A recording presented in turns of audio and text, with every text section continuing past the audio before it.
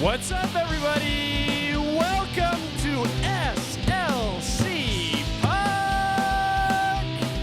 And it's good to be with you. And you know who I ran into today? That was kind of interesting. I ran into the host of another Utah Hockey Club podcast. Good guy by the name of E. White. I think he and his buddy are also doing a Utah hockey podcast. It was cool to connect with him and catch up a little bit. Now, I'll say this. It's interesting noticing, a few people doing Utah hockey podcasts these days. I don't know if I'm the best podcast. I really don't. I think there's a chance maybe I'm not. But this is my promise to you, the listener. Okay, by the way, my name is Austin Facer. Thanks for tuning in to SLC Puck. SLC Puck will commit more resources to costumes and tomfoolery than any other podcast in the history of amateur basement-based sports podcasting, okay? That's my promise to you. You can see here, I got the hard hat on. I'm ready to talk construction. I know you guys are all construction heads, and we're going to get right into it. There's going to be so much to talk about, some big building happening in Utah, lots of stuff to get excited about. If you want to support the show, support the tomfoolery, though, let me give you an option here, okay? You can go to a little place I like to call slcpuck.shop, where I've got all kinds of good stuff. And in fact, I'd say the item of the month this month is the OG trucker hat, which is a great looking hat. It's the hat I normally wear on the show. But today I decided to dip into the costume fund to get a hard hat, because we're talking about the building of a new state-of-the-art hockey training and practice facility under construction right now. They broke ground yesterday. Today is Tuesday, August 13th. They broke ground yesterday at the Southtown Shops, or whatever the heck they call them, Southtown Mall. The name's changed a couple times over the years. But they broke ground on that. Smith Entertainment Group, of course, we talked about it here on the show. It's been reported in the media here in Salt Lake City. Smith Entertainment Group has purchased the mall. They're going to be using it as the practice and training facility for the Utah Hockey Club, which will be called the Utah Yeti later. But it's an exciting time, and I think it's an exciting time not just for this team, but here's my thesis, okay? And I'm going to say it loud and proud and say it from the top of a mountain. This is such a bold statement here. I think it's worth saying into my megaphone, all right? This building that's being built right now, or being repurposed, or whatever the hell you want to call it, this is the most important building in the history of youth sports in Utah. In fact, it might be the most important building in the history of all of sports in Utah. And I'll get into why, right? But we'll take the microphone off right there, or the megaphone, excuse me. But again, really exciting announcement. They broke ground yesterday. Showed off some renderings here. Let me just pull up the Salt Lake Tribune story right here, because I thought they did a nice job covering it. So headline here reads, Sandy's dream for Southtown Mall. It's in Sandy, obviously. Hockey around the clock and a $50 million bridge over I-15. It's going to be a pedestrian bridge. It's going to connect the track station to the mall. That's what that $50 million is referring to. But here's some renderings right here. You can see the mall right here. It looks they're going to tack on this space right here for a couple of rinks. The team's office buildings right here. Again, they broke ground on it. Team owner Ryan Smith spoke at the press conference, the groundbreaking event, and he said some things that were really cool, really important. And I think he hit the nail on the head. He said he called this building a few things that I think are very fitting. He said this is going to be a hero, like sort of something to look up to in the community. This building itself will be a community asset. It's going to build the sport of hockey in Utah, especially on that end of the Salt Lake Valley. And I've said this before on the show. It's weird that there wasn't a rink in Sandy like that. That is like kind of a blind spot for the hockey world. I think there's like a rink in Murray, and then from there, the next closest rink, if you keep going south, isn't until you hit Provo. I mean, you can go west and go to the Oval at Kearns. There's 2 rinks there. Sometimes they use the other rink for short track speed skating.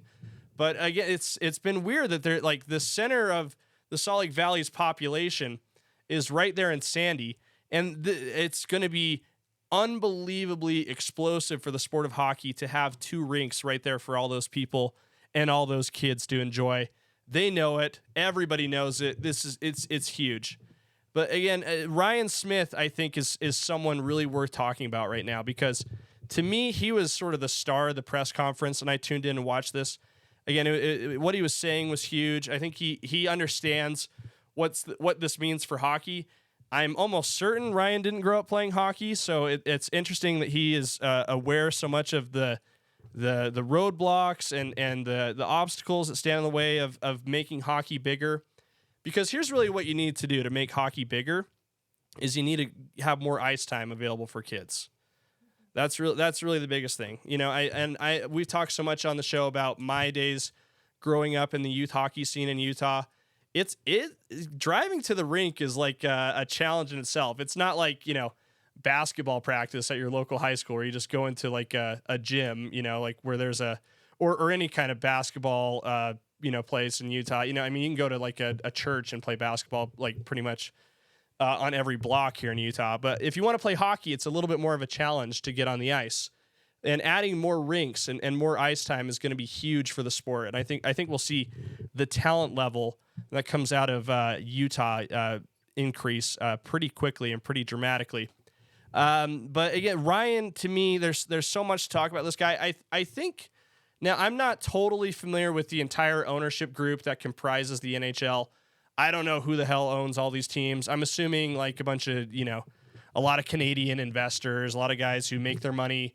I don't know what they do in Canada, selling maple syrup or, giving tours on the back of moose or meese or whatever the plural for mooses is, moosin'. Maybe it's someone who formerly was a Mountie in the Canadian mounted troops or whatever. Those are the people who own hockey teams, from what I can tell. Ryan Smith is a bit of an anomaly in this sport in that he's a tech guy. And when I think of tech guys, I think they're guys who are like snappy. They believe in speed, getting things done quickly. Like the guy who's pretty much the supreme god of tech ownership is Mark Zuckerberg, the Meta Facebook guy. And he's famously said that, his philosophy in business is to get stuff done as quickly as possible. If that means crashing and burning, so be it. That's his prerogative is to do things fast. And Ryan Smith is bringing that same mentality to hockey, to sports, really, in general. I think we're going to see him get things done fast. The deal came together to get the former Arizona Coyotes here to Utah at lightning speed. They're putting together this facility at a breakneck pace. It's not going to be ready this year. It's going to be ready for next season. Again, like so much is happening so quickly, and not to mention what they want to do at the Delta Center. I think we're going to see a lot of new ideas come to life at the Delta Center too. I have a theory on how they're going to configure the arena to make it work, and maybe what I should do is learn how to do AutoCAD and learn how to do some drafting so I can do my own renderings. I can do construction, obviously. I mean, why buy the construction hat if you can't do construction, right? I could also learn drafting. I taught myself how to do a dinky little podcast here. I can do anything, right? But I think Ryan, to me, is the big story here, and his plans and what he wants to happen. And this facility is a game changer in many ways. And the fact that it's coming together is really cool. And here's how you know that the plans are going to be good. Because I'm certain that Ryan has gone over like his vision for this facility with the team to help them to buy into this, to get them excited about it, right? And so you can kind of see that happening here. Like, I'll just flip over to the other screen. This is from the Utah Hockey Club's Twitter page here. You can see, this is their tweets here at the groundbreaking ceremony yesterday in Sandy.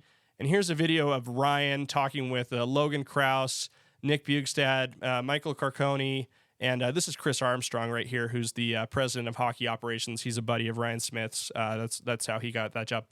And he's also an accomplished agent in the hockey world. But you can almost tell they're talking about their vision for the place. And I can see Ryan spelling it out right now. I can see Ryan talking about it. He's like, okay, so this is what we're gonna have. We're gonna have locker room with all the tape you could handle. That was something that was famously reported when the Coyotes moved over, is that they didn't even have tape in the locker room. You're going to have I really do picture this new training facility, this practice center, at least on the team side, being a lot like a cool tech company headquarters. I think that's Ryan Smith's vision for it.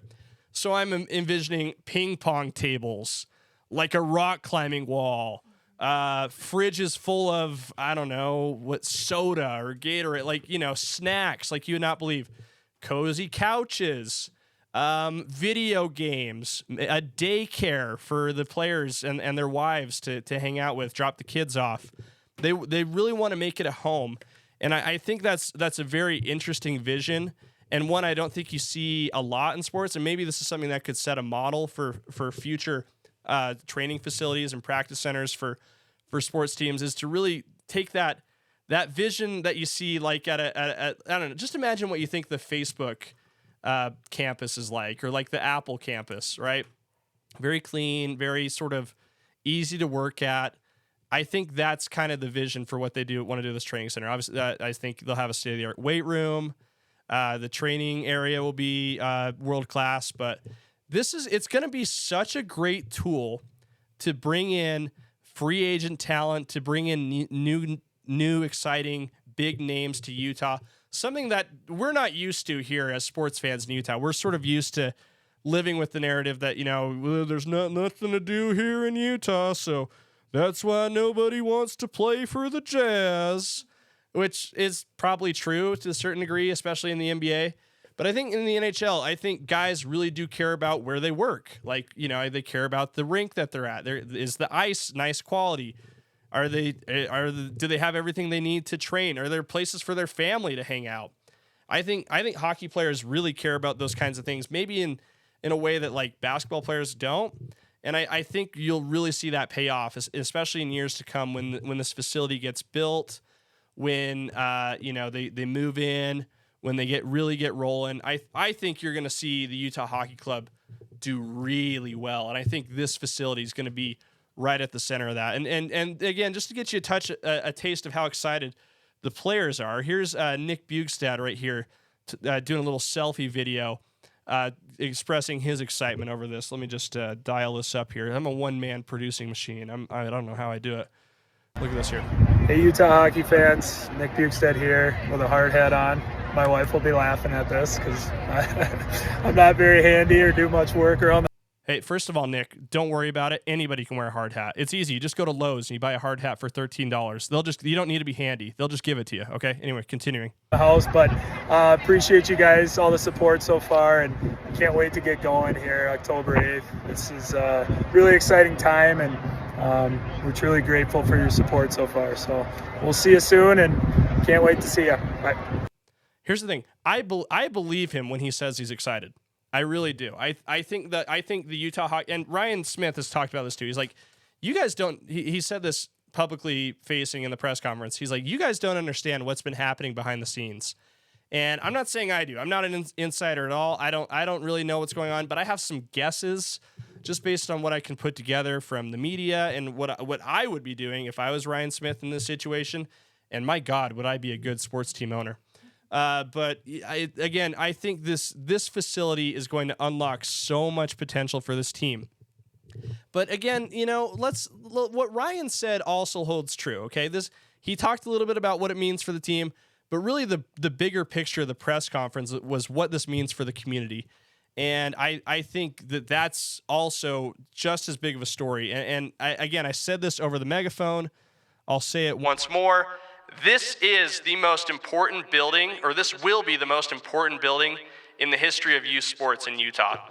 That is something that's emphatically true and will be made more true as we keep going. Having the rinks will be huge. Having all of that, I think you'll see a lot of other. Ryan talked about how he wants to bring like the full NHL experience to this facility. So I think most of it's going to remain a mall, which if you are a big fan of PretzelMaker or Dillard's or Bronxton or Bed Bath & Beyond, that you've got to be over the moon over that. But I think you're also going to see like maybe a really badass team shop with all kinds of Utah Hockey Club gear. And by that, I mean Utah Yeti gear. And I even think you'll see like probably a full service hockey store in there, like a gigantic, if you're a hockey person, you know what I mean, like a big hockey monkey or a big pure hockey. It used to be called Hockey Giant, which I thought was a better name. But I think you'll see like a gigantic pure hockey in that building, in the place where you get your equipment. Maybe they'll have like a little shooting range where you can try out new sticks. You get your skates sharpened there. This is going to be your one-stop shop for everything hockey in the state of Utah. And again, I said this on the previous episode. My theory is that this building is going to evolve in significance over the years. It wouldn't surprise me to see, a lot of these retail shops move out, especially as their contracts with the mall, which I'm sure Smith Entertainment Group inherited.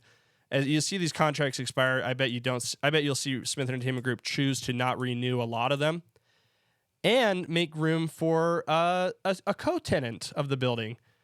Being the other team that Smith Entertainment Group owns, the Utah Jazz. And maybe we'll also see a little bit like an indoor soccer facility that'll have like a little taste of Real Salt Lake and all that. So when Ryan Smith says this is going to be something people are going to see from the freeway, they're going to look at, they're going to point and they say, wow, look at that. It's going to be because that's going to be the sports mecca of the Salt Lake Valley. Hockey, basketball, soccer, everything else. It's going to be the biggest rec center you could ever imagine. And it's going to be a place where professional and amateur sports meet and where people get really excited. I think you'll also see this building have a big role in the 2034 Olympics, all that. I mean, I'll just put it out there, guys. I don't know this stuff for a fact. I am just guessing, all right? I am a fortune teller. My next costume will be like the Johnny Carson fortune-telling thing with the turban or whatever and like a crystal ball. If anybody knows where I could get a crystal ball, please let me know. I mean, you could probably Amazon it, right? Yeah, or just go to Spirit Halloween. Those will be all over the place in the next month or so. So that'll be a lot of fun. And again, look forward to more costumes here at SLC Puck. Will the content be great? That's kind of an irrelevant detail, don't you think? It's really all about the costumes and the flair. That's what we give you here at SLC Puck. So big news. That was exciting. I thought that was definitely worth talking about today on our midweek episode of SLC Puck. Recording this on a Tuesday. I know we usually do Wednesdays, but I'm trying to go on a date tomorrow, so had to clear my schedule a little bit. So hey, to those of you who live and die by the SLC Puck schedule, apologies, all right? I'm trying to find me a Mrs. Facer, if you know what I mean. But that'll do it for today. Again, really, really appreciate everything you guys do for me. Don't forget to like, comment, subscribe here on YouTube or Apple or Spotify or wherever the hell you find this stuff. SLCpuck.shop for merch, at SLC Puck on all the social medias. SLCpuck.com is where it's all kept. And we'll see you soon. Thanks for tuning in.